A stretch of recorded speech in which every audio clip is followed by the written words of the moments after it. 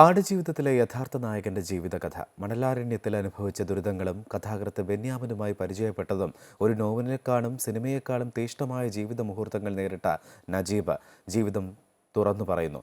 ഞങ്ങളുടെ പ്രതിനിധി AV രാജേഷ് നജീബുമായി നടത്തിയ സംഭാഷണത്തിലേക്ക്.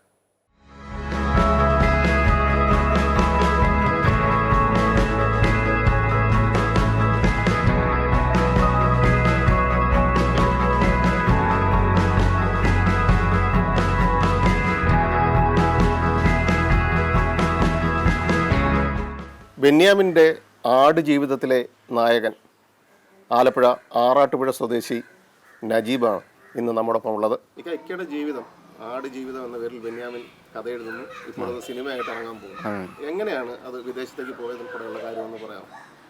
വിദേശത്തേക്ക് പോയത് 1993 വിദേശത്തേക്ക് പോയതാണ്. അങ്ങനെ ഞാൻ ബോംബെയിൽ നിന്ന് കയറിപ്പോയി അവിടെ പോയി ഇറങ്ങി, എയർപോർട്ടിൽ ചെന്ന് ഇറങ്ങി പുറത്ത് വന്നപ്പോൾ എൻ്റെ ബന്ധുക്കളുടെയൊക്കെ നമ്പർ എൻ്റെ കയ്യിൽ ഇരിപ്പുണ്ടായിരുന്നു. പക്ഷേ അത് വിളിക്കാനുള്ള ഒരു സൗകര്യം എനിക്ക് കിട്ടിയില്ല. അങ്ങനെ ഞാൻ പുറത്തിറങ്ങി നിൽക്കുമ്പോൾ ഒരാളൊരു വണ്ടിയും കൊണ്ട് അവിടെ കിടപ്പുണ്ട്. അപ്പോഴും ഞാൻ ചെന്നിങ്ങനെ നോക്കിയപ്പോൾ പുള്ളി എന്നെ വിളിച്ചിട്ട് പറഞ്ഞ് പാസ്പോർട്ട് കാണിക്കാൻ പറഞ്ഞു. ആ പാസ്പോർട്ട് ഞാൻ കാണിച്ചാൽ പറഞ്ഞ് എൻ്റെ ആളാണെന്നും പറഞ്ഞ് വണ്ടിയിൽ കയറാൻ പറഞ്ഞു. അങ്ങനെ കയറ്റിക്കൊണ്ട് പോയ പോക്കാണ്. പിന്നെ ആ പോക്കങ്ങ് മരുഭൂമിയിലേക്ക് പോകുമായിരുന്നു. അതാണ് ഈ കഥയുടെ തുടക്കം. എങ്ങനെയാണ് അവിടുത്തെ ഒരു ജീവിതം? മരുഭൂമിയിൽ അങ്ങനെ കൊണ്ടുപോയി ഒരു 2 മണിക്കൂറെങ്കിലും ഓടിക്കണം ആ മരുഭൂമി കൂടെ എന്നെയും കൊണ്ട്. അപ്പോൾ ഞാനന്നേരം ഇങ്ങനെ ഇതുപോലെ ആലോചിക്കുന്നുണ്ട്, ഇത് നമ്മുടെ നാട്ടിൽ നിന്നൊക്കെ ഒരുപാട് ആൾക്കാർ ഇവിടെ വന്നിട്ടുണ്ടല്ലോ, ഇവരെല്ലാം എവിടെ, ബിൽഡിങ് പോലും കാണുന്നില്ല, ആൾക്കാരെയും കാണുന്നില്ല. ആൾക്കാരെപ്പോഴും എനിക്കങ്ങ് മേളിലൊരു ഭയം പോലെ തോന്നുന്നുണ്ട്. വണ്ടി വെറും മരുഭൂമി കൂടെ ഓടുകയാണ്. അങ്ങനെ ഓടി 2 മണിക്കൂറോളം ഓടി ഒരു മരുഭൂമിയിൽ ചെന്ന് നോക്കുമ്പോൾ 10-700 ആടും 10-24 ഒട്ടവും അങ്ങോട്ട് ഇങ്ങനെ നിൽക്കുന്നതായിട്ടുള്ള രംഗമാണ് കാണുന്നത്. അപ്പോൾ തന്നെ എൻ്റെ ആകപ്പാടെൻ്റെ അതങ്ങ് മാറിപ്പോയി. ഭയങ്കര വിറയലും ഒന്നും പറയാൻ പറ്റാത്തൊരവസ്ഥയായിപ്പോൾ ഇതിങ്ങനെ കണ്ടപ്പോൾ. അപ്പം ഞാൻ അകപ്പെട്ടു പോയി. ഇനി എനിക്ക് ഇവിടെ തന്നെ ജോലി. പണ്ടൊക്കെ നമ്മൾ പറഞ്ഞു കേട്ടിട്ടുണ്ട് ഇതുപോലെ ആൾക്കാരൊക്കെ ആടുമേയ്ക്കാൻ പോയി പെട്ടുകിടപ്പുണ്ടെന്നൊക്കെ. അങ്ങനത്തെ ആ ഒരു ചിന്ത മനസ്സിൽ വന്ന് ആകപ്പാട് കരച്ചിലായിട്ട് ഞാൻ ആവിട്ട് കരയും അവിടെ കിടന്നു. അങ്ങനെ അവിടെ നിൽക്കുമ്പോൾ ഒരു ഭീകരനായപ്പോൾ ഒരു മനുഷ്യനവിടെ നിൽപ്പുണ്ട്. പിന്നെ നേരത്തെ അങ്ങോട്ട് വന്ന് ജോലി ചെയ്തേണ്ട ആളാണ്. അയാൾ ഒന്നും മിണ്ടുന്ന പോലും ഇല്ല. രാത്രിയായിരുന്നു ചെല്ലുന്നു. അങ്ങനെ എന്നെ കണ്ടുകൊണ്ട് അയാൾ അവിടെ പോയി പുറത്ത് ആടിൻ്റെ അടുത്ത് തന്നെ ഒരു കട്ടിൽ കിടപ്പുണ്ട്. ആ കട്ടിലിൽ പോയി അയാൾ കടന്നു. അപ്പം ഞാനെന്നിരുന്ന് കരയുക. ഈ അറബിയാണെ വന്നിട്ട് അയാൾ അതിനകത്ത് ഒരു ടെണ്ടടിച്ചിരിപ്പുണ്ട്. അതിനകത്ത് അയാളിരിക്കുന്നു. അയാൾ എങ്ങോട്ടും പോത്തില്ല. ഞാൻ പിന്നെ കരഞ്ഞ് എനിക്കാണെങ്കിൽ വിശക്കുകയും ചെയ്യുന്നു. ഞാനെന്നേരം ഇവിടുന്ന് കൊണ്ടുപോയതിനകത്ത് ഇച്ചിരി ഇതൊക്കെ എടുത്ത് കഴിച്ചുകൊണ്ട് മാറി കരഞ്ഞ് ഉള്ള ദൈവങ്ങളെയൊക്കെ വിളിക്കുക. ഞാൻ വന്ന് പെട്ടുപോയി, ഇനി എന്ത് ചെയ്യും, അങ്ങനെ ഇങ്ങനെയാണെന്നൊക്കെ ഉള്ള ആ ഒരു മനസ്സിനുള്ള ഒരു ഭയങ്കര ഇത്. അങ്ങനെ പിറ്റേന്ന് നേരം വെളുത്ത് വന്നപ്പോൾ ഈ കൂടെ കിടന്ന ആളിനെ കണ്ടില്ല. അയാളങ്ങ് പോയി. എങ്ങോട്ട് പോയി, ഇയാൾ ഇനി പറഞ്ഞ് വിട്ടയാണോ അയാൾ പോയതാണോ എന്ന് എനിക്കറിയത്തില്ല. ഞാനെൻ്റെ ഇപ്പോൾ കാണുന്നില്ല. അങ്ങനെ പിറ്റേ രാവിലെ ഇയാൾ എൻ്റെ അടുത്തൊരു പാത്രം കൊണ്ട് തന്നിട്ട് പറഞ്ഞ് ആടിനെ പിഴിയാൻ പറഞ്ഞു. അങ്ങനെ ഞാൻ ആടിനെ പിഴിഞ്ഞപ്പോൾ പാല് വരുന്നില്ല. അന്നേരം കരയുക. എൻ്റെ കണ്ണിൽ നിന്ന് കണ്ണുനീര് വന്നുകൊണ്ടിരിക്കുക. ആദ്യത്തെ ദിവസം ഞാൻ പാല് പിഴിയുമ്പോൾ പാല് വരുന്നില്ല. നമ്മളെ ആടിനെ കണ്ടിട്ട് പോയതുള്ളൂ. ഞാനിതുവരെ പിഴിഞ്ഞിട്ട് വന്നില്ല. രണ്ടാമത്തെ ദിവസം ഇങ്ങനെ ഞെക്കിയിട്ട് വരുന്നില്ല. അപ്പോൾ എനിക്ക് ഇവൻ തലയ്ക്കൊരു അടിച്ചു, മാറിയതാണ്ടൊക്കെ പറഞ്ഞ് അടിച്ചു. പിന്നെ 3-ാമത്തെ ദിവസം ഞാൻ ദൈവങ്ങളെയൊക്കെ വിളിച്ചിട്ട് ഞാൻ ഞെക്കിയപ്പോൾ വന്നു. അങ്ങനെ പിന്നെ പഠിച്ചെടുത്തങ്ങ്. പിന്നെ രാവിലെ ഇതുപോലെ ഒരു കേറ്റിൽ പാല് പിഴിഞ്ഞിട്ട് ഇയാൾക്ക് കാച്ചി ഒരു ചെറിയ സ്റ്റൗണ്ട് ഈ മണ്ണെണ്ണയുടെ, അതിനകത്ത് വെച്ച് കാച്ചി കൊടുത്തി അങ്ങനെ കുബൂസ് ഇതുമായിട്ടൊക്കെയാണ് ഞങ്ങൾ കഴിച്ചുകൊണ്ടിരുന്നത്, അദ്ദേഹവും ഞാനും. അങ്ങനെ പിന്നെ ഇങ്ങനെ ഈ ആടിനെ ഇങ്ങനെ കൊണ്ടുപോക്കും അതിനെ തീറ്റലും മറ്റുമൊക്കെ ആയിട്ട് ഇങ്ങനെ അങ്ങ് പോകും. അപ്പോഴും എനിക്ക് അന്നേരം നാട്ടിലെയും നമ്മുടെ ആൾക്കാരുടെയൊക്കെ ഓർമ്മ തന്നെയാണ് മനസ്സിൽ. അപ്പോൾ ഞാൻ അന്നേരം അവിടെ ചെന്ന് ഇറങ്ങി. പിന്നെ എന്നെ കൊണ്ടുപോകേണ്ട ആൾക്കാരും മറ്റ് നമ്മുടെ നാട്ടുകാരൊക്കെ തിരക്കി എയർപോർട്ടിൽ വന്നു. ഇതുവരെ ആളിനെ കണ്ടില്ലല്ലോ, ഇപ്പം ഇറങ്ങിയിട്ട് ആളിനെ കണ്ടില്ല. അങ്ങനെ പിന്നെ അവർ ഒരുപാട് മരുഭൂമിയിലൊക്കെ പോയി തിരക്കിയിട്ടൊന്നും ആളിനെ കണ്ടു കിട്ടിയിട്ടില്ല. പിന്നെ ലാസ്റ്റ് അവരങ്ങ് തിരിച്ചു പോയി. അവിടെ എത്ര നാളുണ്ടായിരുന്നു? 2 വർഷം ചെല്ലുവാനും ഉണ്ടായിരുന്നു. 2 വർഷം ചെല്ലുവാനും ആ മരുഭൂമിയിൽ തന്നെ ചൂടും തണുപ്പും എല്ലാം സഹിച്ച് ജീവിച്ചിങ്ങനെ ജീവിച്ചു പോകുന്നു. ഉപദ്രവങ്ങളുണ്ടായിരുന്നു. ശാരീരികമായിട്ട് ഒരുപാട് ഉപദ്രവമൊക്കെ കിട്ടിയിട്ടുണ്ട്. ഈ ആടിനെ എടുക്കുന്നതിനൊക്കെ നമുക്ക് ആദ്യമൊന്നും ഭാഷകളൊന്നും അറിയത്തില്ലായിരുന്നു. അങ്ങനെ ഇതിനെ പിടിക്കുമ്പോൾ മറ്റേനെ പിടിച്ചുകൊണ്ട് വരും. അങ്ങനെ അവൻ്റെ അറബി പറയുന്നതുകൊണ്ട് എനിക്കത് അങ്ങനെയൊക്കെ ഒരുപാട് അടിയൊക്കെ കിട്ടിയിട്ടുണ്ട്. തലയ്ക്കൊക്കെ ഒരുപാട് അടി കിട്ടിയിട്ടുണ്ട്. ഒരുപാട് പീഡനങ്ങൾ കിട്ടിയിട്ടുണ്ട്. പിന്നെ എങ്ങനെയാണ് ആ ഒരു ദുരിതത്തിൽ നിന്ന് രക്ഷപ്പെട്ടത് ആ സ്ഥലത്ത്? ആ ദുരിതത്തിൽ വിട്ട് ഇത്രയും ദിവസം കഴിയുമ്പോൾ ഈ അറബി അവിടുന്ന് അവിടെ തന്നെ ഉണ്ട്. പോകാൻ ഒരു നിവൃത്തിയില്ല, ഇങ്ങോട്ടും പോകുന്നില്ല. ഇയാൾക്ക് ഭക്ഷണവും കൊണ്ടുവരുന്നത് ഈ ആടിനെ മാർക്കറ്റിലേക്ക് കൊണ്ടുപോകുന്നതൊക്കെ ഇയാളുടെ ജ്യേഷ്ഠൻ വന്നാണ് കൊണ്ടുപോകുന്നത്. അഥവാ ഇയാളെവിടെ കിട്ടുമെങ്കിലും പോവുകയാണെങ്കിൽ ജ്യേഷ്ഠൻ ഇവിടെ കാണും. അതുകൊണ്ട് ഒരു കാരണവശാലും ചാടിപ്പോകാൻ പറ്റുന്നില്ല. പിന്നെ ഇവിടുന്ന് രക്ഷപ്പെട്ട് എനിക്ക് ഇത്രയും പിന്നെ ഈ ജ്യേഷ്ഠൻ്റെ മോളെ കല്യാണമാണ് രാത്രി. അങ്ങനെ ഇയാൾ അവിടെ നിന്ന് പോയി ആ ദിവസം. അപ്പോൾ വേറെ ഒരു സ്ഥലത്തു നിന്ന് ഒരാൾ വന്ന് എന്നെ കൂട്ടിക്കൊണ്ട് ഓടുമായിരുന്നു. അങ്ങനെ 1.5 ദിവസം ഓടിയാണ് റോഡ് കാണുന്നത്. ആ റോഡ് ചെല്ലുമ്പോൾ അയാൾ 5 ദിനാർ എൻ്റെ തന്നു, 5 റിയാൽ തന്ന്. അന്നേരം ആദ്യമായിട്ടാണ് ഞാൻ റിയാൽ കാണുന്നത്, ഇത്രയും കൊല്ലത്തിനാണ് റിയാൽ കാണുന്നത്. അതുകൊണ്ട് അന്നേരം പുള്ളി പറഞ്ഞു ഇതുപോലെ ബെത്ത എന്ന് പറയുന്ന സ്ഥലത്ത് ഒരുപാട് ആൾക്കാരൊക്കെ ഉണ്ട്, മലയാളികൾക്ക് മറ്റുള്ള ആൾക്കാരൊക്കെ ഉണ്ട്, അവിടെ അത് പറഞ്ഞാൽ മതി എന്ന് പറയാം ഏതെങ്കിലും വണ്ടിക്ക്. അങ്ങനെ ഞാൻ ഒരുപാട് വണ്ടിക്കൊന്നും കൈ കാണിച്ചിട്ടൊന്നും നിർത്തുന്നില്ല, കാരണം ഞാൻ ആകെപ്പാട് വികൃത രൂപമായിട്ടിരിക്കുവാണ്. അങ്ങനെ ഒരു രാഷ്ട്രീയ അറബി കൊണ്ട് നല്ലൊരു ആൾ ദൈവത്തിൽ നിന്ന് അയച്ചതാണെന്ന് എനിക്ക് തോന്നുന്നു. അതുപോലത്തെ ഒരാൾ കൊണ്ടുവന്ന് നിർത്തിയിട്ട് കയറാൻ പറഞ്ഞു. എങ്ങോട്ട് കയറിയിട്ട് ചോദിച്ചാൽ അവിടെ റിയാദ് ബത്തി എന്ന് പറഞ്ഞു.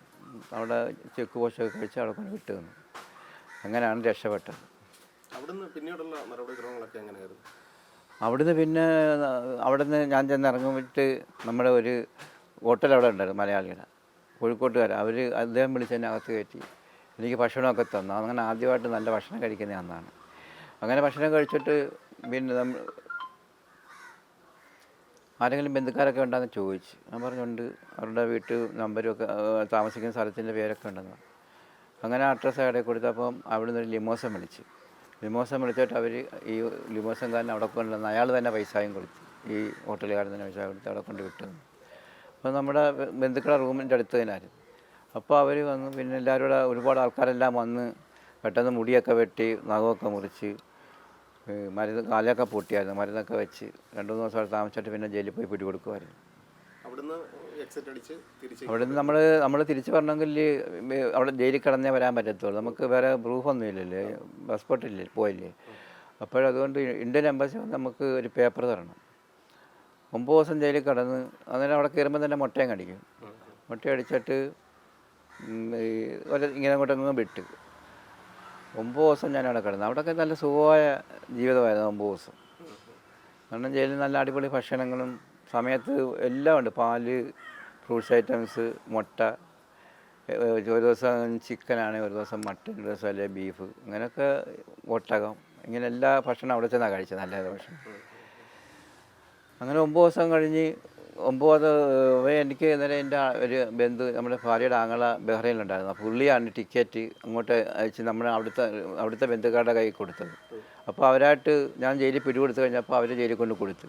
അപ്പോൾ നമ്മളിങ്ങനെ വിളിച്ചിട്ട് ഇങ്ങനെ തരും, നമ്മുടെ കയ്യിൽ തരും. അപ്പോൾ നമ്മുടെ എംബസി വരുമ്പോൾ നമ്മൾ അവരുടെ കൊടുക്കണം. അന്നേരം അവർ നമ്മളെ ഒരു പേപ്പർ തരും. ആ പേപ്പറും പിന്നെ ഇത്രയും ഒരു ഫ്ലൈറ്റിന് ആളാകുമ്പോഴാണ് അവിടുന്ന് കൊണ്ടുപോകുന്നത്. അങ്ങനെ 9 ദിവസം ഞാൻ കടന്ന് ഒരുപാട് നമ്മളെ എല്ലാം കൂടുതലും ഒരുപാട് മലയാളികളായിരുന്നു അന്ന്. എന്നാൽ ഇത് നമ്മളൊക്കെ എന്ന് പറഞ്ഞാൽ തുച്ഛമായ കുറ്റം കൊണ്ടല്ലേ, അല്ലാതെ വേറെ ഒരുപാട് വലിയ ദ്രോഹം ചെയ്തില്ലേ. പാസ്പോർട്ടില്ലാത്ത ഒരു കുറ്റമേ ഉള്ളൂ നമ്മുടെ. അങ്ങനെയുള്ള ആൾക്കാരാണ് എല്ലാവരും. അങ്ങനെ പിന്നെ 9 ദിവസം വരെ കിടന്നിട്ട് ഒരേ ദിവസം 2 ദിവസം പിന്നെ ഈ ആൾക്കാരെല്ലാം ഒരു പരേഡുണ്ട്. നമ്മളെല്ലാവരും ഇങ്ങനെ നിരത്തി നിർത്തിയിട്ട് ഇന്ന സ്പോൺസർമാരെല്ലാം വരും. ഈ ചാടിപ്പോയ ആൾക്കാരുടെ അറിവുകളൊക്കെ വരും. അങ്ങനെ അതുപോലെ എൻ്റെ ഈ അറിവിയും വന്നിട്ടുണ്ടായിരുന്നു. പക്ഷേ അന്ന് ഈ മുട്ടയൊക്കെ അടിച്ച് എൻ്റെ രൂപമൊക്കെ അങ്ങ് മാറി. മറ്റേതെല്ലാം എന്തോ നാട്ട് കിടക്കില്ല. അപ്പോൾ അവൻ്റെ മുഖത്തോട് നോക്കി പോയിട്ട് അവനത് മനസ്സിലായില്ലെന്നാണോ ഇനി അവൻ്റെ സ്പോൺസർ ആയിരിക്കത്തില്ല, അതുകൊണ്ടാണോ അങ്ങനെ പോയെന്ന് എനിക്കറിയത്തില്ല. പക്ഷേ ഞാൻ കിടന്ന് കുറുകിട വിറയ്ക്കുവാണ്, കാരണം പിടിച്ചു പോയാൽ പിന്നെ തീർന്നില്ലേ. അങ്ങനെ പിടിച്ചില്ല. അങ്ങനെ അന്ന് രക്ഷപ്പെട്ട് പിറ്റേന്നും ഇതുപോലെ നിർത്തി. അപ്പോൾ അത് അയാൾ വന്നിട്ടില്ല.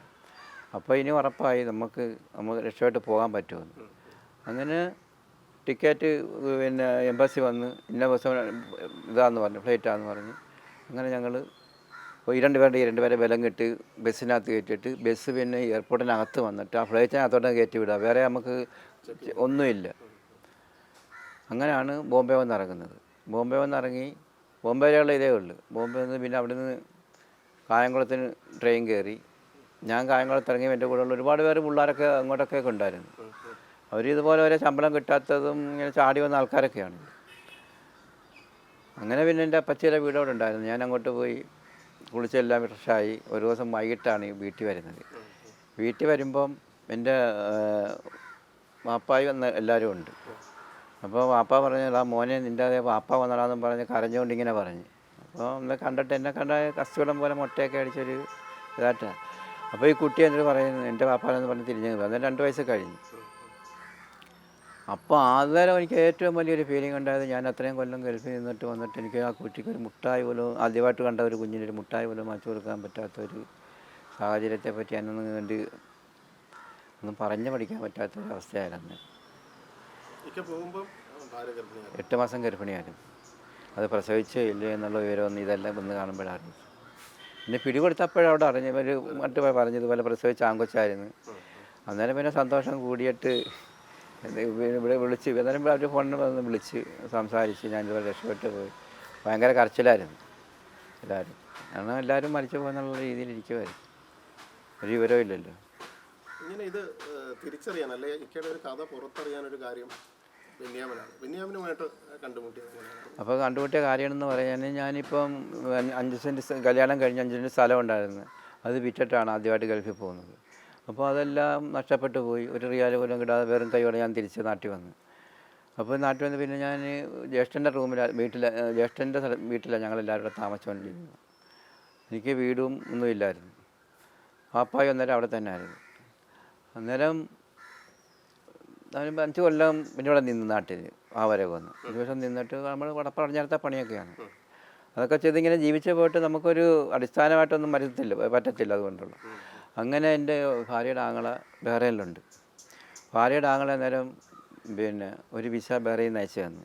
അപ്പോൾ അന്നേരം എൻ്റെ ഭാര്യ പറഞ്ഞു, ഇനി പോകണ്ട, നമുക്കുള്ളതും കൊണ്ട് ഇവിടെ ജീവിച്ച് പോകാം എന്നൊക്കെ പറഞ്ഞിട്ട് ഞാൻ പറഞ്ഞു, നമ്മൾ ഇങ്ങനെ ജീവിച്ച് പോകും, പക്ഷേ നമുക്കൊരു വീടും 2 പിള്ളേർ, അന്നേരം ഒരു പെൺകുട്ടിയും കൂടെ ആയി, 2 കുട്ടിയായി, നമ്മളിങ്ങനെ എന്നൊക്കെ പറഞ്ഞപ്പം പിന്നെ സമ്മതിച്ചു. അതുമല്ല ആങ്ങളുടെ അടുത്തോട്ടാണ് പോണത്, അതുകൊണ്ട് ഒരു സമാധാനമൊക്കെ ഉണ്ട്. അങ്ങനെ ഞാൻ ബഹ്റൈനിലേക്ക് ചെന്ന് അളിയൻ എയർപോർട്ടിൽ വന്ന് എടുത്തുകൊണ്ട് പോയി. റൂമിൽ ചെന്ന് 2-3 ദിവസം അവിടെ നിന്നപ്പോൾ അളിയന് ചെറിയ സ്റ്റുഡിയോ നടത്തും അവിടെ.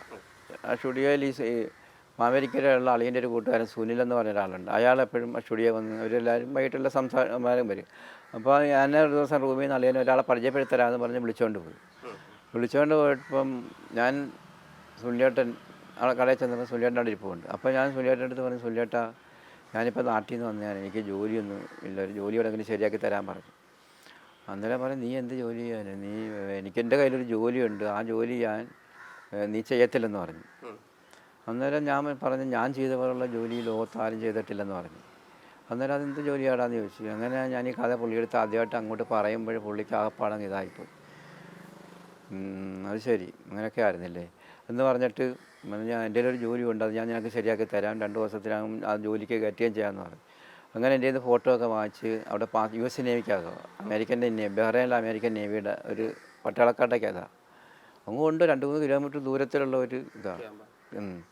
അപ്പോൾ അവിടെയാണ് ഇവർ സുനിലേട്ടൻ ജോലി ചെയ്യുന്നത്. അപ്പം ഞാനവിടെ ജോലിക്ക് ചെന്ന് കഴിഞ്ഞപ്പോൾ സുനിലേട്ടൻ്റെ കൂട്ടുകാരനാണ് ബെന്യാമീനും അവിടെ ജോലി ചെയ്യുന്നത്. ബെന്യാമീൻ ഒരു പ്രവാസിയുടെ കഥ എഴുതാനായിട്ട് ഇങ്ങനെ കാത്ത് നടക്കുന്ന ടൈമാണ്.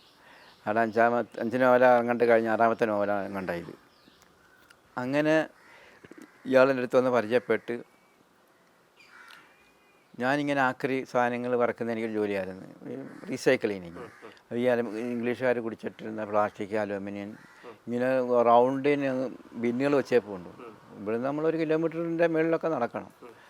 ഇങ്ങനെ റൗണ്ട് അടിച്ചപ്പോഴും ഇത് പറക്കി വേറെ കവർ അതിനകത്ത് ഇട്ട് കൊടുത്ത് അങ്ങനെയുള്ളൊരു പണിയാണ്. പണിയൊക്കെ നല്ല സുഖമായ പണിയാണ്. പക്ഷേ ആ പണി എനിക്ക് സ്വർഗം കിട്ടിയ പോലുള്ള പണിയാണ് അവിടുത്തെ അപേക്ഷിച്ച്. ഒരു സുനിലേട്ടൻ പറയാൻ ഞാൻ ആ പണി ചെയ്യത്തില്ലെന്ന് അവിടെ വെച്ചിട്ട് ആദ്യം ചോദിച്ചപ്പോൾ പറഞ്ഞു.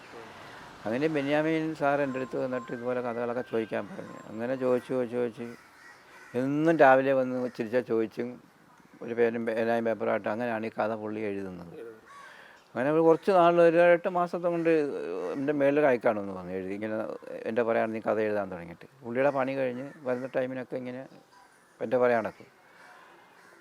അങ്ങനെ ഈ 8 മാസം ഇതെല്ലാം എഴുതി കഴിഞ്ഞിട്ട് പിന്നെ ഈ നോവൽ പ്രസിദ്ധീകരിച്ച്. കുറച്ച് നാൾ കഴിഞ്ഞപ്പോൾ പിന്നെ ഈ നോവൽ പ്രതീക്ഷ 10-20 വർഷം കൊണ്ടാണ് ഇതൊക്കെ സംഭവിക്കുന്നത് അവിടെ. ഈ നോവൽ പ്രസിദ്ധീകരിച്ചപ്പോൾ ആദ്യത്തെ നോവൽ എനിക്കാണ് പ്രകാശനം ചെയ്തപ്പോൾ തരുന്നത്. ഒരു വലിയ പരിപാടി വെച്ചാണ് ഇത് പ്രകാശനം ചെയ്യുന്നത്. അപ്പോൾ ഇവിടെ വെച്ച് എനിക്കിത് ആദ്യത്തെ നോവൽ എനിക്കത് തന്നു, ഫസ്റ്റിലെത്തത്. അപ്പോൾ അത് വായിച്ച് ഞാൻ ഒരുപാട് കാര്യം ഞാൻ നേരം കുറച്ചൊക്കെ അവിടെ വീട്ടിൽ പോയിരുന്നു വായിച്ചൊക്കെ. അങ്ങനെയാണ് ഈ നോവലിൻ്റെ തുടക്കം. അത് കഴിഞ്ഞ് ഇതൊക്കെ അങ്ങ് പോയി. പിന്നെ അത് കഴിഞ്ഞ് പിന്നെ ഈ നോവലിൻ്റെ നമ്മുടെ കേരള സാഹിത്യ അക്കാദമി അവാർഡ് കിട്ടിക്കഴിഞ്ഞപ്പോഴാണ് പിന്നെ ഇതിൻ്റെ വലിയ ഇതായിട്ട് വന്നത്. അന്ന് ആൾക്കാരൊക്കെ എന്നെ വിളിക്കാനും ഒരുപാട് പരിപാടിയിലൊക്കെ പങ്കെടുക്കാനും ഒക്കെ തുടങ്ങി അവിടെ വെച്ച്. പിന്നെ വലിയ പിന്നെ അങ്ങ് ഒരേ ഇതായിട്ടങ്ങ് വരുമായിരുന്നു. എനിക്ക് പോകാൻ പറ്റിയ സ്ഥലത്തെല്ലാം ഞാൻ പോകാനും എല്ലാം തുടങ്ങി. ലോകകലാ സഭ വരെ ഞാൻ വന്നിട്ടുണ്ടല്ലോ അവിടുന്ന്. അങ്ങനെ നല്ല നല്ല ഇതായിരുന്നു. അത് കഴിഞ്ഞാണ് പിന്നെ ഇപ്പോൾ പടം പിടിക്കുന്നതായിട്ട് അറിഞ്ഞത്. അങ്ങനെ വളരെ സന്തോഷമുണ്ട് ഇതെല്ലാം കാണുമ്പോൾ. ഈ സിനിമയുടെ കാര്യങ്ങളൊക്കെ ഏത് സമയത്തേക്ക് എടുത്ത് ബെന്യാമിൻ ഷെയർ ചെയ്തു? ലാസ്റ്റ് ഘട്ടത്തിൽ അത് പൂർത്തീകരിച്ച് കഴിഞ്ഞിട്ടാണ് പടം എല്ലാം ഇത് ആയിക്കഴിഞ്ഞ് ലാസ്റ്റ് ഘട്ടത്തിൽ റാന്നിയിലൊരു ഷൂട്ടിംഗ് നടക്കുന്നപ്പോഴാണ് എന്നെ വിളിച്ചത്. അങ്ങനെ ഞാൻ പോയായിരുന്നു. അതിന് മുമ്പ് ബ്ലസി സാറിൻ്റെ വീട്ടിൽ 2 പ്രാവശ്യം പോയി ഇതിൻ്റെ അടുത്ത കാര്യങ്ങളൊക്കെ ചോദിച്ചെല്ലാം മനസ്സിലാക്കിയായിരുന്നു. ഞാനും ബെന്യാമിൻ സാറോടെ പോയി എല്ലാം ബ്ലസി സാറ് കാര്യങ്ങളൊക്കെ ചോദിച്ച് എല്ലാം പറഞ്ഞെല്ലാം മനസ്സിലാക്കിയായിരുന്നു. ഈ ഇക്കയുടെ റോള് ചെയ്യുന്ന പൃഥ്വിരാജുമായിട്ട് ഈ കാര്യങ്ങൾ സംസാരിച്ചിരുന്നു ഏതെങ്കിലും സമയത്ത്? ഇല്ലില്ല, ഞാൻ പൃഥ്വിരാജുമായിട്ട് കാണുന്നതെന്ന് പറഞ്ഞാൽ ആ ടൈമിനാണ് കാണുന്നത്. അന്നേരം ഞങ്ങൾ അതിന് ഇതുപോലൊക്കെയാണ് അതിനകത്ത് അഭിനയിച്ചേക്കുന്നത്. അങ്ങനെ അതിനൊക്കെ ഒരു 10-20 മിനിറ്റ് നമ്മൾ ഒറ്റയ്ക്ക് ഇങ്ങനെ അവിടെ ഇരുന്ന് സംസാരിച്ച്. അപ്പോൾ ഞാൻ അതേപോലെയൊക്കെ തന്നെ ഞാൻ അഭിനയിച്ചേക്കുന്നത് എല്ലാം കറക്റ്റാണ്, GB കറക്റ്റാണ്, വെരി ഗുഡ്, അങ്ങനെയെന്നൊക്കെ പറഞ്ഞു നല്ല രീതിയിൽ അവിടെ നിന്ന് പിന്നെ പിരിഞ്ഞ് ഞങ്ങൾ പോകുമായിരുന്നു. ഈ ഇതിന്റെ ഫസ്റ്റ് ലുക്ക് പോസ്റ്ററും ട്രെയിലറും ഒക്കെ കണ്ടു. അത് കണ്ടപ്പോൾ അത് വളരെ സാമ്യമായിട്ട് നല്ല അവിടുത്തെ അതേ രീതി തന്നെയാണ് കാണിച്ചേക്കുന്നത്. ആ ആദ്യത്തെ രംഗം തന്നെ കാണിച്ചപ്പോൾ തന്നെ ഞാൻ കരഞ്ഞു പോയി അവിടെ ഇരുന്ന്. കാരണം അതേ ഫീലിംഗ് ആണിത്. എൻ്റെ ചെയ്നു എന്ന് പറഞ്ഞൊരു വരവുണ്ട്. അപ്പം ഞാനെന്ന് ആ മരുഭൂമി വെച്ചാൽ എൻ്റെ സഭ്യത്തി എന്ന് പറഞ്ഞ് ഞെട്ടി ഇങ്ങനെ ഉടനെ കിടക്കുന്നുണ്ട് ഉറക്കത്തി. ആ രംഗം ഇവിടെ അന്നേരം എനിക്ക് ഇത് ഓർമ്മ വരും. വിളിച്ച് എൻ്റെ സംഭവം ഉണ്ടായതാണ്. ഞാൻ പിന്നെ എൻ്റെ ജീവിതം ആടുമായിട്ടുള്ള ജീവിതം മാത്രമാണ്, വേറെ ഒരു മനുഷ്യനുമായിട്ടുള്ള ജീവിതമൊന്നുമില്ല. ആടും ഞാനും മാത്രം. അപ്പോൾ എൻ്റെ കൂട്ടുകാരൻ, എൻ്റെ മക്കൾ, എൻ്റെ വാപ്പ ഉമ്മ എല്ലാം ആടുകൾ തന്നെ. അതുകൊണ്ട് ഞാൻ പിന്നെ ആടിന് ഒരേ പേരൊക്കെ ഇട്ട് വിടും. കാതർ, തങ്കച്ചി, മങ്കച്ചി, അങ്ങനെ എൻ്റെ വായത്ത് വന്ന പേരൊക്കെ ഞാൻ വിളിക്കും. പക്ഷേ എനിക്ക് ഇഷ്ടമുള്ള ഒരു ആട് പ്രസവിച്ച ഒരു ആൺകുട്ടി ഉണ്ടായിരുന്നു. അതിന് ഞാൻ നബീൽ എന്ന് പേരിട്ടു. അത് ഇട്ടാൻ കാരണം നമ്മൾ ആ വരുമ്പം ഭാര്യ ഗർഭിണിയായിരുന്നു. അപ്പോൾ ഏതായെന്ന് എനിക്കറിയില്ല, എന്ത് കുട്ടിയാണെന്നും എന്താണെന്ന് അറിയില്ല. അപ്പം നബീലെന്ന് ഞാൻ പേരിട്ട് അതിനെ വിളിക്കാം. അത് ഞാൻ നല്ലപോലെ എപ്പോഴും തളകലും പിന്നെ നല്ല ഉമ്മ കൊടുക്കുകയൊക്കെ ചെയ്യുമായിരുന്നു. കുട്ടി നല്ലൊരു വെള്ളയൊരു കുട്ടി. അപ്പോൾ അതിനെയൊക്കെ അങ്ങനെയൊക്കെ ആയിരുന്നു വിളിച്ചത്. അതിനെ ഒരുപാട് ഞാൻ സ്നേഹിച്ചു. പിന്നെ ആടിനെ സ്നേഹിച്ചെന്ന് പറഞ്ഞാൽ പിന്നെ എൻ്റെ ഒരു ഇത് സമാനം അത് മാത്രമേ ഉള്ളായിരുന്നു. എന്തിതാണെന്ന് പറഞ്ഞു, എന്ത് കഷ്ടപ്പാടെന്ന് പറഞ്ഞാലും. ഈ സിനിമ ചിത്രീകരണത്തിൽ ഒരുപാട് സാദൃശ്യതയുണ്ട്. ഇക്ക അനുഭവിച്ച അതേ ഒറ്റപ്പെടലുകൾ ഈ ടീം എല്ലാം ശരിക്കും ഇവിടെ അനുഭവിച്ചിട്ടുണ്ട്. 6 മാസം അവർ ഇതുപോലെ തന്നെ, അവർക്കും ഇതേപോലെ തന്നെ ഒരു ഒക്കെപ്പാട് അവിടെ കൊറോണ പിടിച്ച് ഒരുപാട് ബുദ്ധിമുട്ടി. കാരണം അത് കാണിച്ചായിരുന്നു അതിനകത്ത്. അപ്പോൾ അതെനിക്ക് ഞങ്ങളെയൊക്കെ കാണിച്ചപ്പോൾ നമുക്ക് മനസ്സിലായി അവർ കടന്ന് ബുദ്ധിമുട്ടുന്ന കാര്യങ്ങളെയൊക്കെ പറ്റി. 6 മാസത്തോളം ഞാൻ അനുഭവിച്ചതുപോലെ ഞാൻ അനുഭവിച്ച അത്ര ഇല്ലെങ്കിലും അവർക്കും അതിനകത്ത് നല്ലൊരു ബുദ്ധിമുട്ട് അനുഭവപ്പെട്ടു. എന്നിട്ടൊക്കെ അന്നേരം ഞാനും ഓർത്ത് ചിലപ്പോൾ ഈ പടം ഇനി ഇതാകത്തില്ല, അങ്ങനെ അതൊക്കെ ഉള്ള ചിന്ത മനസ്സിൽ വന്നായിരുന്നു. എന്തായാലും ഈ പടം ഇത്രയും പൂർത്തീകരിച്ച് നല്ല രീതിയിൽ കണ്ടിട്ട് നല്ല ഇതാണ്. എനിക്ക് പിന്നെ ആ ഒരു രംഗം കണ്ടപ്പോൾ പിന്നെ എൻ്റെ മനസ്സിൻ്റെ ഇതങ്ങ് പതറിപ്പോയി. എനിക്ക് ആ സ്റ്റേജിൽ കയറി 2 വാക്ക് നല്ലപോലെ സംസാരിക്കാൻ പറ്റിയില്ല. പിന്നെ ഒരു ചെറിയ സംസാരം ഇറങ്ങി വരുവാ. കണ്ടായിരുന്നു അത്? പ്രതീക്ഷിക്കാത്ത ആൾക്കാർ, ഇത്രയും വലിയ സെലിബ്രിറ്റീസ് എല്ലാം ഉള്ള ഒരു വേദിയിൽ ഇക്കയ്ക്ക് അതിൻ്റെ ഓഡിയോ ലോഞ്ചിന് ഉൾപ്പെടെ പങ്കെടുക്കാൻ പറ്റി. ഇനിയുള്ളൊരു പ്രതീക്ഷ എങ്ങനെയാണ്? റിലീസുമായിട്ട് ബന്ധപ്പെട്ട് എന്തെങ്കിലും ക്ഷണമുണ്ടോ അതിന്? റിലീസിന് വിളിക്കുമായിരിക്കും. പക്ഷേ അത് എൻ്റെ ഇപ്പം എനിക്ക് പൈസ തരാമെന്നൊക്കെ പറഞ്ഞിട്ടുണ്ട്. അപ്പോൾ അതിൻ്റെ അവിടെ ചിലപ്പോൾ അനുബന്ധിച്ച് എന്നെ വിളിക്കുമെന്നുള്ള പ്രതീക്ഷയാണ്. പിന്നെ അന്ന് ഒരു ദിവസം അവിടെ നമ്മുടെ ക്രൗൺ പ്ലാസ അറിയാവോ? അവിടെ ആയിരുന്നു താമസമൊക്കെ. 5 സ്റ്റാർ ഹോട്ടലിൽ താമസിച്ച് ഒരു ദിവസം അങ്ങനെ അവിടെ എല്ലാം കൊണ്ടും നല്ല ഇതായിരുന്നു. എനിക്ക് പോകാൻ പറ്റാത്ത സ്ഥലത്തൊക്കെ ഞാൻ പോയി. ഇപ്പോൾ മോഹൻലാൽ, മറ്റേ പ്രത്യേക എൻ്റെ അമ്മ, പൃഥ്വിരാജ് എല്ലാവരും, റഹ്മാൻ, അസുഖ പൂക്കുട്ടി, ഇവരെല്ലാവരുമായിട്ട് നല്ല ഇതായിരുന്നു അവിടെ വെച്ച്. നല്ല സാധനമാണ്. എൻ്റെ അടുത്ത് എല്ലാവർക്കും വലിയ ഇഷ്ടമായിരുന്നു. ഇപ്പോൾ ഒരു കണ്ടു കാണുമായിരിക്കും നിങ്ങളൊക്കെ. ഒരു സെലിബ്രിറ്റി ലെവലിലേക്ക് എത്തിയിട്ടുണ്ടോ? ഒരുപാട് പേര് വിളിക്കുന്നു. ഒരു ഞാൻ പറയാം, ഫോണ് നമ്മൾക്ക് ഫോൺ എടുക്കാതിരിക്കുവാണ്. ഇന്നലെ തന്നെ ഇതിലേപോലെ ഒരു 10-25 ആൾക്കാർ ഇവിടെ വന്നിരിക്കുക. ഇങ്ങനെ ഒരാളിങ്ങനെ ഒരു 10 മിനിറ്റ് 5 മിനിറ്റ് 10 മിനിറ്റ് കൂടുതൽ നിൽക്കത്തില്ല. നമ്മൾ സംസാരിച്ച് വിട്ട് എന്തായാലും വന്നവരെ ഞാൻ വെറുപ്പിച്ചില്ല. അവർ തിരുവനന്തപുരത്ത് നിന്നൊക്കെ വന്നവരുണ്ട്, എറണാകുളത്ത് നിന്ന് കൂടുതലും വരുന്നു. എല്ലാവരുമായിട്ട് ഇത്ര കുറഞ്ഞ വാക്ക് സംസാരിച്ച് അവരുടെ നമ്മൾ വിഷമിപ്പിക്കണ്ടെന്ന് പറഞ്ഞ് എല്ലാം പറഞ്ഞ് വിട്ടിട്ടുണ്ട് എല്ലാവരും. ഇനി എന്താണ് ഇക്കൊക്കെയുള്ള ഒരു പടം റിലീസാവുന്നു, ഇതാവുന്നു, അടുത്തത് ഭാവിയിലേക്കുള്ളൊരു തീരുമാനം എന്തോ? ഇനി ഒരു ചാൻസ് കിട്ടിയ ഗൾഫിലേക്ക് പോകാനുണ്ടോ? ഇല്ല, ഞാനിനി ഗൾഫിലേക്ക് പോകുന്നത്. ഞാനിപ്പോൾ ഇവിടെ ചെറിയ നമ്മളെ കുറച്ച് കൂട്ടുകാർ പിള്ളേർ ഒരു പൊങ്ങുമല അറിയാമോ? പൊങ്ങും, അതിനകത്ത് അവർ പോയി മീൻ പിടിച്ചുകൊണ്ട് വരും. ഞാനത് കരയിൽ നിന്ന് ഞങ്ങൾ 2-3 പേര് അതടിച്ച് പൈസ ആക്കി കൊടുക്കും. അതാണ് എൻ്റെ പണി. സുഖമായ ജീവിതം. ഇപ്പം അവരുമായിട്ട് നമുക്ക് ചിലപ്പോൾ ഇന്ന് പോയിട്ടൊന്നും കിട്ടിയില്ല, ചിലപ്പോൾ 100 കിട്ടും, 200 കിട്ടും, 500 കിട്ടും, 1000 കിട്ടും, 2000 കിട്ടും. അങ്ങനെ ഇതിനൊരു ഫിക്സ്ഡ് റിപ്പോർട്ട് ഇതില്ല. നമുക്ക് ജീവിച്ച് പോകാനുള്ള എന്തായാലും ഒരു മാസം അങ്ങനെ കിട്ടുന്നുണ്ട്. അതുകൊണ്ട് ഞങ്ങൾ സന്തോഷമായിട്ട് ഇപ്പോൾ ജീവിച്ച് പോവുകയാണ്. പിന്നെ ഈ പടം ഇറങ്ങുമ്പം നല്ലൊരു പ്രതീക്ഷയും നമുക്കുണ്ട്. അതുകൊണ്ട് ഈ പടം വിജയിച്ച് എല്ലാവരും പോയി കണ്ട് ഈ പടം നല്ല രീതിയിൽ വിജയിക്കണം എന്നുള്ളൊരു ഒറ്റ ആഗ്രഹം മാത്രമേ എനിക്കുള്ളൂ. ഞാൻ ആദ്യത്തെ ഷോയ്ക്ക് തന്നെ ഈ പടം കാണാൻ പോകും. ഒരുപാട് പേരെ എന്നെ വിളിക്കുന്നുണ്ട്, ആദ്യത്തെ ഷോയ്ക്ക് അവർ കൊണ്ടുപോകാമെന്നും പറഞ്ഞ്. പിന്നെ ഇവർ വിളിക്കുവാണെങ്കിൽ അവരുടെ കൂടെ ഞാൻ പോകും ചിലപ്പോൾ. നമുക്ക് ചിന്തിക്കാൻ കഴിയുന്നതിനപ്പുറം ജീവിത യാഥാർത്ഥ്യങ്ങളോട് പൊരുത്തപ്പെട്ട് അല്ലെങ്കിൽ മത്സരിച്ച് മുന്നോട്ട് വന്ന ഒരാളുടെ കഥയാണ് നജീബിന് പറയാനുള്ളത്. അതിനി അഭ്രപാളിയിലേക്ക് എത്തുകയാണ്. നമുക്ക് കാത്തിരിക്കാം സിനിമയ്ക്കും തുടർന്ന് നജീബിൻ്റെ ജീവിതത്തിനുമായി. ക്യാമറാമാൻ ആദർശിനൊപ്പം AV രാജേഷ്, അമൃത ന്യൂസ്.